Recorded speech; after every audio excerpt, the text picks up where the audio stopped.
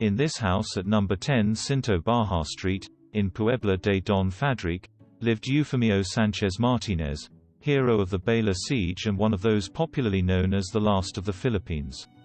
Born on March 20, 1877 in the farmhouse of Las Cabanuelas, belonging to Puebla de Don Fadrique, in his youth he was employed as a day laborer and shepherd until he received the call for military service.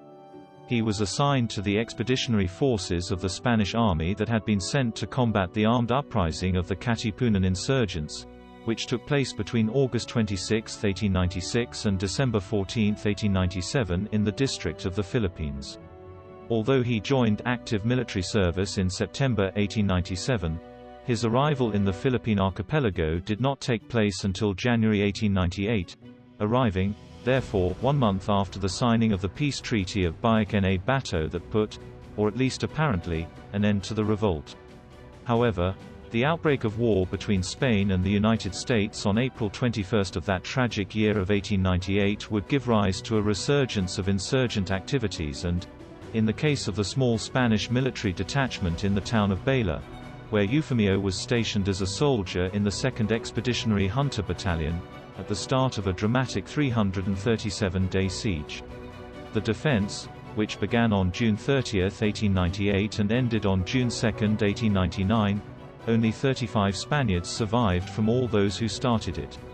Despite lacking previous combat experience, Eufemio was one of the survivors recommended in the Site Operations Diary by the commanding officer, 2nd Lieutenant Saturnino Martín Cerezo, to receive congratulations for being one of the 10 best in the detachment given his good qualities and subordination. In gratitude for his deed, he would receive 2 silver crosses for military merit with a red badge and a life pension of 15 pesetas per month.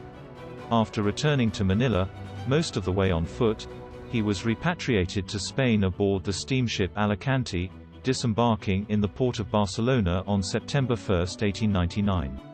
Just a few days later, and after rejecting the jobs that offered him away from his town, he returned to Puebla de Don Fadrique, where he settled and married Maria Cruz Garcia, employing himself to raise his family again in agricultural tasks.